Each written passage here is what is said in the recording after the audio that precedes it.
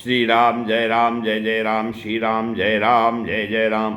यो अंतः प्रविश्य मम वाचमिमां प्रसुप्ताम् सञ्जीवयत्यखिलशक्तिधरः स्वधाम्ना अन्यास्त्रहस्तचरणस्वर्णत्वगादीन् प्राणान्नमो भगवते पुरुषाय तुभ्यम्। ओम श्री सीतारामचंद्राभ्यां नमः। उमामहेश्वराभ्यां नमः। ओम श्री एकादशी दक्षिणेश्वरांतरकाश्यते नमः। सत्संग क्रम में आज श्रीमद्भागवत महापुराण से नवम स्कंद की द्वितीय अध्याय की कथा है। दसम स्कंद की द्वितीय अध्याय कथा है। इसमें भगवान का गर्भ में प्रवेश और देवताओं द्वारा गर्भ स्तुति की गई है। भगवान श्री कृष्ण जो है माता देवकी के गर्भ में प्रवेश कर रहे हैं। तो कैसे सुखदेव जी कहते हैं, प्रलंबक बक चारूणो त्रिरावर्त महासनैः पुष्टिकारिष्टिका द्विविध पूतना के सुधेनुकैः। तो सुखदेव जी कहते हैं, परीक्षित, कंस एक तो स्वयं बड़ा बली था और दूसरे मगध नरेश जरासंध की उसे बहुत बड़ी सहायता प्राप्त थी। तीसरे उसके साथी थे प्रलंबासुर, बकासुर, चाणूर, त्रिणावर्त, अघासुर, मुष्टिक, अरिष्टासुर, द्विविध, पूतना, केसी और धेनु तथा बाणासुर और भौमासुर आदि बहुत से दैत्य उस राजा उसके सहायक थे। इनको साथ लेकर वह यदुवंशियों को नष्ट करने लगा। ये लोग भयभीत होकर कुरु, पांचाल, कैकेयी, शाल, विदर्भ, निषद, विदेह और कौशल आदि देशों में जा बसे।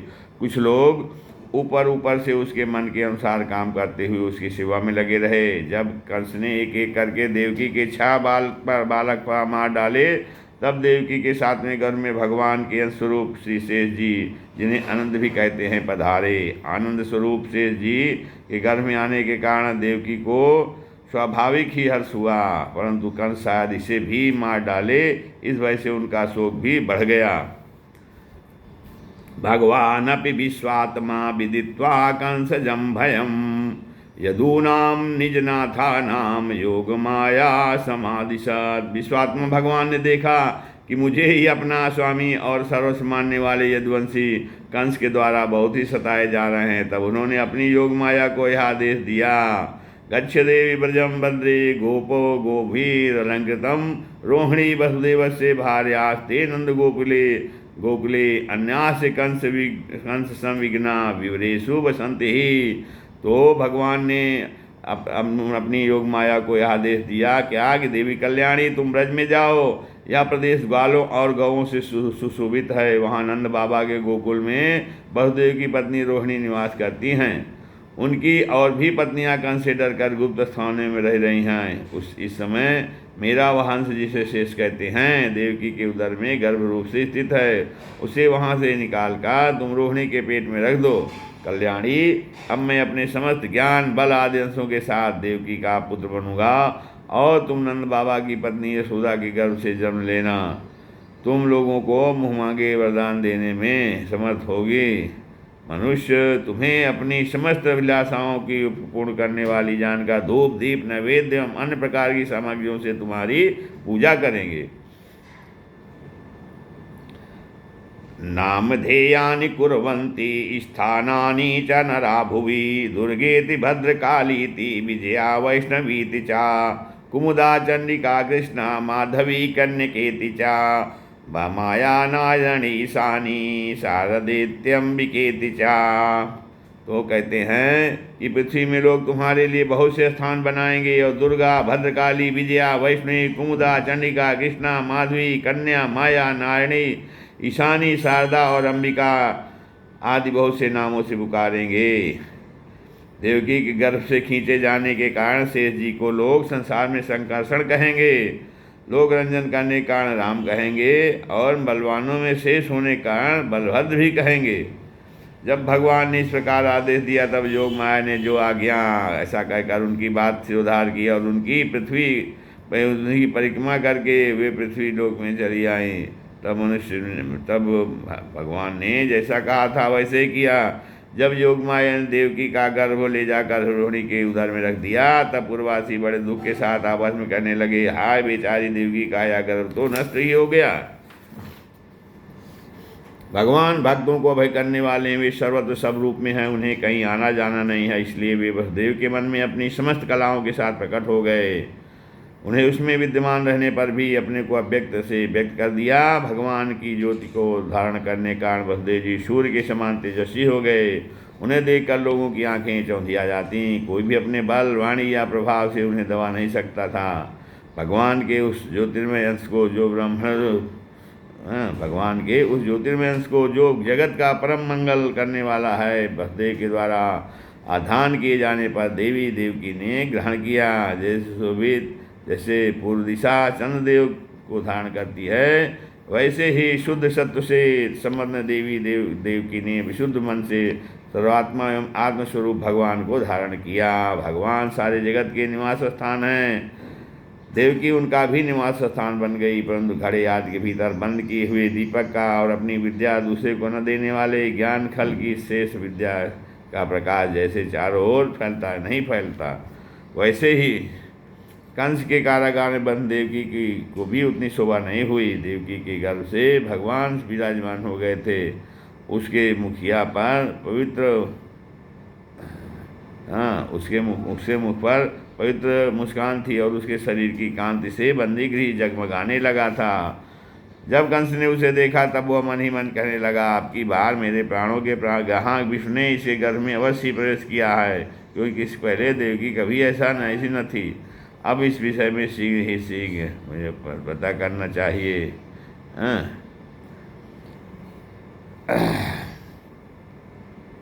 तो इस विषय में कहते हैं, शीघ्र से शीघ्र मुझे क्या करना चाहिए। देवकी को मारना तो ठीक न होगा, क्योंकि वीर पुरुष स्वार्थवश अपने पराक्रम को कलंकित नहीं करते। एक तो वह स्त्री है, दूसरी बहन और तीसरे गर्भवती है। इसको मारने से तत्काल ही मेरी कीर्ति, लक्ष्मी और आयु नष्ट हो जाएगी। वह मनुष्य जो तो जीवित रहने पर भी मरा हुआ है, जो अत्यंत क्रूरता का व्यवहार करता है, उसके मृत्यु के बाद लोग उसे गाली देते हैं। इतना नहीं, वह देहाभिमानियों के योग्य नरक में भी अवश्य जाता है। सयो जीवन खलु संपरेतो वर्तेत यो अत्यंत निशंसितेन देहे मिते तम मनुजाः सपन्ति गंता तमो अंधम तनुमानिनो ध्रुवम। तो कहते हैं कि यद्यपि कंस देवकी को मार सकता था, किंतु स्वयं ही वह इस अत्यंत क्रूरता के विचार से निवृत्त हो गया। अब भगवान के प्रति दृढ़ वैर भाव का भाव मन में गांठ कर उनके जन्म की प्रतीक्षा करने लगा। वह उठते बैठते, खाते पीते, सोते जागते और चलते फिरते सर्वदा ही श्री कृष्ण के चिंतन में लगा रहता। जहाँ उसकी आँख पड़ती, जहाँ कुछ खड़का होता, वहाँ उसे श्री कृष्ण दिख जाते। इस प्रकार उसे सारा जगत श्री कृष्ण में दिखने लगा। तो आसीना संविशतिष्ठन् भुंजानः पर्यटन महीम चिंतयानो ऋषिकेशमपश्यत् तन्मयम जगत। कहते हैं, परीक्षित, भगवान शंकर और ब्रह्मा जी कंस के कैद खाने में आए। उनके साथ अपने अनुचरों के सहित समस्त देवता और नारद ऋषि भी थे। वे लोग सुमधुर वचनों से सबकी अभिलाषा पूर्ण करने वाले श्रीहरि की इस प्रकार स्तुति करने लगे। सत्यव्रतं सत्यपरं त्रिसत्यं सत्यस्य योनिं निहितं च सत्ये सत्यस्य सत्यमृत सत्यनेत्रं सत्यात्मकं त्वां शरणं प्रपन्नाः। कहते हैं, प्रभु आप सत्य संकल्प हैं, सत्य ही आपकी प्राप्ति का शेष साधन है। सृष्टि के पूर्व, प्रलय के पश्चात और संसार की स्थिति के समय इन असत्य अवस्थाओं में भी आप सत्य थे, सत्य हैं।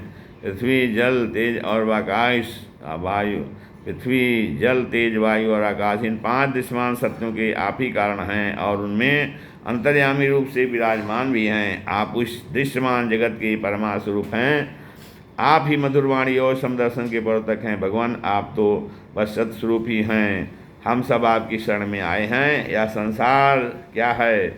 एक सनातन वृक्ष। इस वृक्ष का आश्रय है एक प्रकृति। इसके 2 फल हैं, सुख और दुख। 3 जड़ें हैं, सत्य, रज और तम। 4 रस हैं, धर्म, अर्थ, काम और मोक्ष। इसके जानने के प्रकार हैं, श्रोत, त्वचा, नेत्र, रसना और नासिका। इसके 6 स्वभाव हैं, पैदा होना, रहना, बढ़ना, बदलना, घटना और नष्ट हो जाना। इस वृक्ष की छाल है 7 धातुएं, रस, रुधिर, मांस, मेद, अस्थि, मज्जा, शुक्र। 8 शाखाएँ हैं, 5 महाभूत, मन, बुद्धि और अहंकार। इसमें मुख आदि 9 द्वार खोड़ा है। प्राण अपान व्यान उदान सवान नाग कूर्म त्रिकल देवदत्त और धनंजय, ये 10 प्राण हैं। इसके 10 पत्ते हैं। इस संसार रूप वृक्ष पर 2 पक्षी हैं, जीव और ईश्वर। तो इस संसार रूप वृक्ष की उत्पत्ति के आधार एकमात्र आप ही हैं। आप में ही इसका प्रलय होता है और आपके ही अनुग्रह से इसकी रक्षा भी होती है। जिनका चित्त आपकी माया से आवृत हो रहा है, इस सत्य को समझने की शक्ति वो बैठा है, वे ही उत्पत्ति स्थिति और प्रलय करने वाली ब्रह्मा देवताओं को अनेक देखते हैं। तत्वज्ञानी पुरुष तो सबके रूप में केवल आपका ही दर्शन करते हैं। आप ज्ञान स्वरूप आप जो है अज्ञान स्वरूप आत्मा हैं। चराचर जगत के कल्याण के लिए ही अनेकों रूप धारण करते हैं। आपके वे रूप विशुद्ध अप्राकृतिक सत्य में होते हैं और संत पुरुषों को बहुत सुख देते हैं। साथ ही दुष्टों को उनकी दुष्टता का दंड भी देते हैं। उनके लिए मंगलमय भी होते हैं।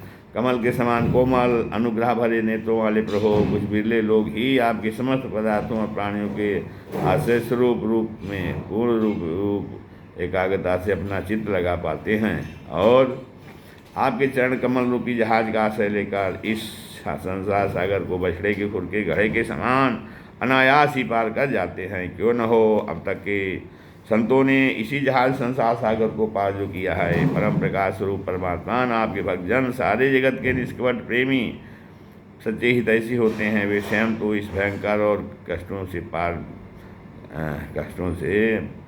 पार करने योग संसार सागर को पार कर ही जाते हैं, किंतु औरों के कल्याण के लिए भी वे यहाँ आपकी चरण कमलों को नौका स्थापित कर जाते हैं। वास्तव में सत्पुरुषों पर आपकी महान कृपा है, उनके लिए आप अनुग्रह स्वरूप ही हैं।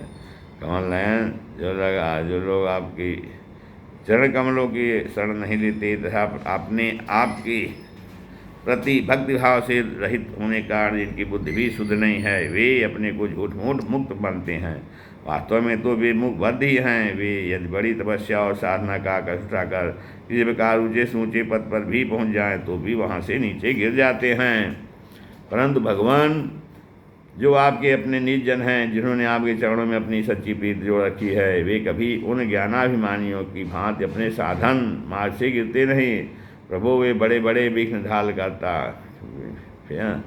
प्रभु वे बड़े बड़े विघ्न डालने वालों की सेना के सरदारों के सिर पर पैर रखकर निर्भय विचरते हैं। कोई भी विघ्न उनके मार्ग में रुकावट नहीं डाल सकते, क्योंकि उनके रक्षक आप जो हैं। आप संसार की स्थिति के लिए समस्त देवधारियों को परम कल्याण प्रदान करने वाले विशुद्ध सत्वमय सच्चिदानंद तो आप जो है कल्याण प्रदान करने वाले विशुद्ध सत्वमय सच्चिदानंदमय दिव्य मंगल विग्रह प्रकट करते हैं। उस रूप के प्रकट से ही आपके भक्त वेद कर्मकांड अष्टांग योग तपस्या और समाधि के द्वारा आपकी आराधना करते हैं। बिना किसी आशय के वे किसकी आराधना करेंगे। प्रभु आप सबके विधाता हैं। यदि आपका वो विशुद्धमय सत्यरूप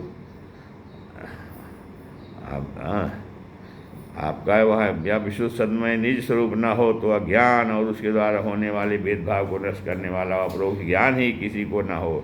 जगत में दिखने वाले तीनों गुण आपके हैं और आपके द्वारा ही प्रकाशित होते हैं। सत्य है, परंतु इन गुणों की प्रकाशक वृत्तियों से आपके स्वरूप का केवल अनुमान ही होता है, वास्तविक स्वरूप का साक्षात्कार नहीं होता। आपके स्वरूप का साक्षात्कार तो आपके इस विशुद्ध सत्यमय स्वरूप की सेवा करने पर आपकी कृपा से ही होता है। भगवान मन और वेद वाणी के द्वारा केवल आपके स्वरूप का अनुमान मात्र होता है, क्योंकि आप उनके द्वारा दृश्य नहीं उनके साक्षी हैं। इसलिए आपके गुण जन्म और कर्म आदि के द्वारा आपके नाम और रूप का निरूपण नहीं किया जा सकता। फिर भी प्रभु आपके भक्तजन उपासना आदि किया रोगों के द्वारा अनायास हम लोग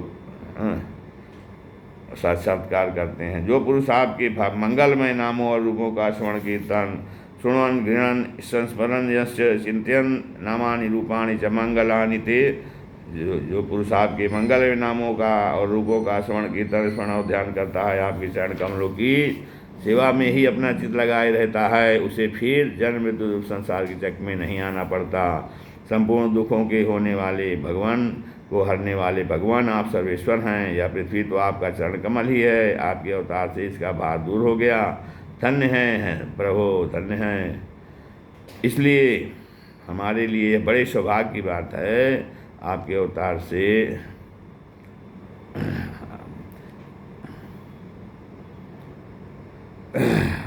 संपूर्ण दुख के हरने वाले भगवान आप सर्वेश्वर हैं। यह पृथ्वी तो आपका चरण कमल ही है, आपके अवतार से इसका भार दूर हो गया। धन्य है प्रभु, हमारे लिए यह बड़े सौभाग्य की बात है कि हम लोग आपकी सुंदर सुंदर चिन्हों से युक्त चरण कमलों के द्वारा विभूषित पृथ्वी को देखेंगे और सब लोग को भी आपकी कृपा से कृतार्थ देखेंगे। प्रभु आप अजन्मा हैं। यदि आपके जन्म के कारण के संबंध में हमें कोई तर्क ना करें, हम कोई तर्क ना करें तो यही कह सकते हैं कि यह आपका एक लीला विनोद है। ऐसा कहने का कारण यह है कि आप तो द्वैत के लिए से सर्वाधिष्ठान स्वरूप हैं और इस जगत की उत्पत्ति स्थिति तथा प्रलय अज्ञान के द्वारा आप में आरोपित है। प्रभो